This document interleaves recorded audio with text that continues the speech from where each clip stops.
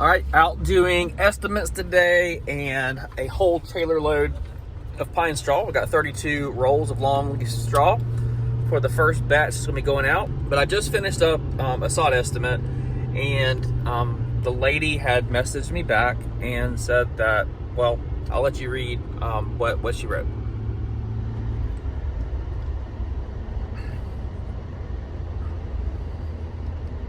Now, of course, this doesn't happen every time. A lot of times there are people who just get multiple quotes no matter what. But the point being that if you can set yourself up to just have complete and total confidence in your bidding, your estimates, your interaction with people, I can tell you that there are a lot of quotes. There are many quotes that I do that the homeowner, they don't even get extra quotes. They think this is a fair price for this, and I trust this person just based on our interaction with him that he's going to deliver a good job. It really says a lot, you know, being able to close projects that are relatively high ticket items, and people are not even wanting to get other quotes. They just have that much confidence in us and what we're doing.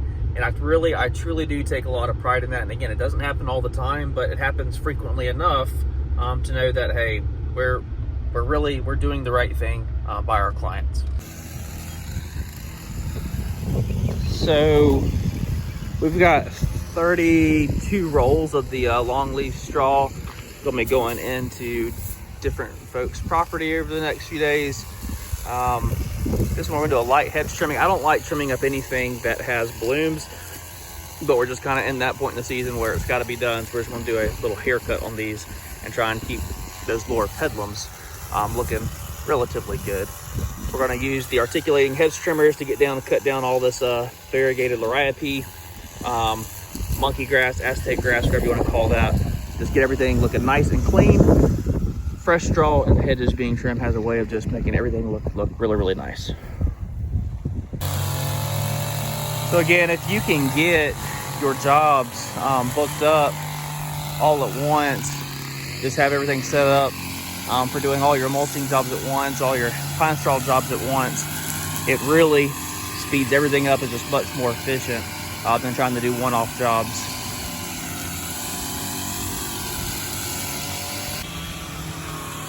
The other thing is, as we've trimmed all these down and just kind of blown this out in the yard, we're not raking up any of this.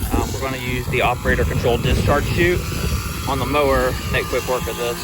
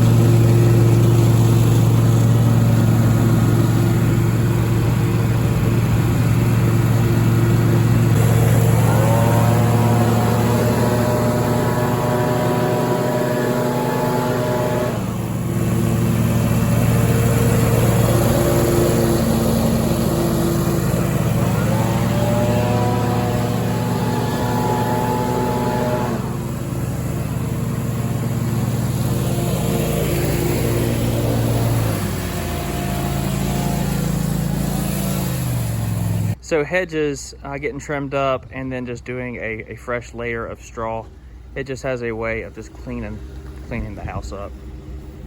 A lot better curb appeal in about 30 minutes. Okay, so more pine straw, got the trailer loaded back down.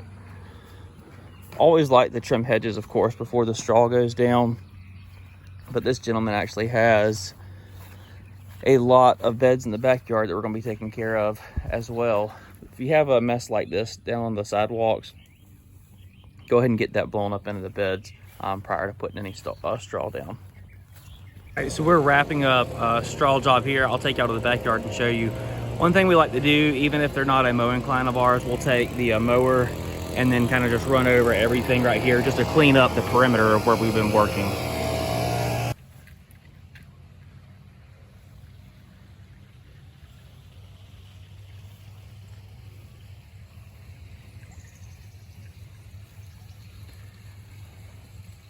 So zoysia grass is just now coming out of dormancy.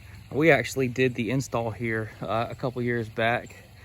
This yard really is beautiful late spring, early summer, as the grass fully comes out of dormancy. But I have a really nice setup back here.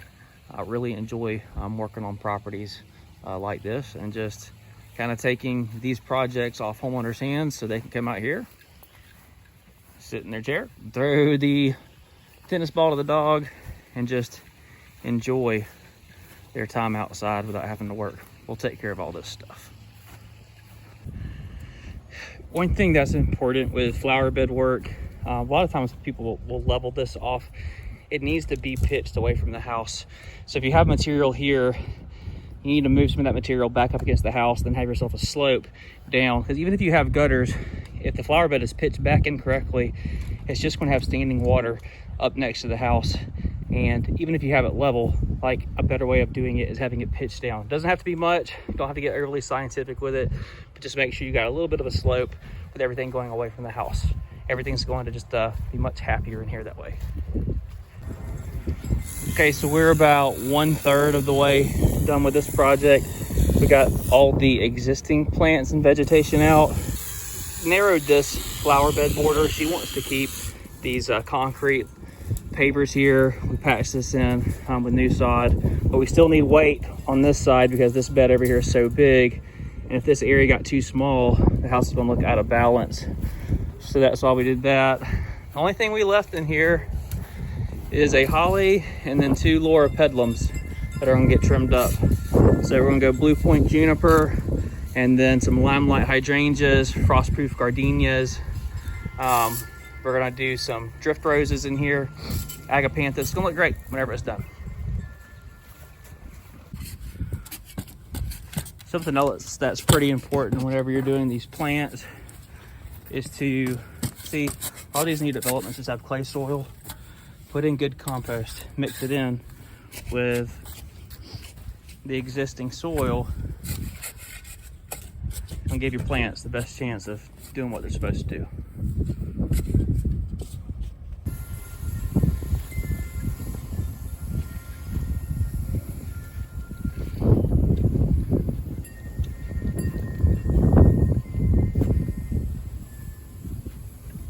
Okay, we did agapanthus here. We did flax lily, Aztec grasses. The agapanthus are one of my favorite. They get that pretty blue flower on them throughout the summer. Back here, we did a little pocket of limelight hydrangeas. It's gonna be real pretty in that corner. We did a blue point juniper in the dead space on the walls. We have drift roses. These are coral in color. Those things just put on so many blooms throughout the year. They're one of my favorite. And then the frost-proof gardenias, not only do they smell great, they are evergreen, they look good all year long, and they put on beautiful white flowers throughout the year. So we're still kind of in the early stages of this, but once everything comes to life, this is going to be a beautiful looking flower bed when it's done.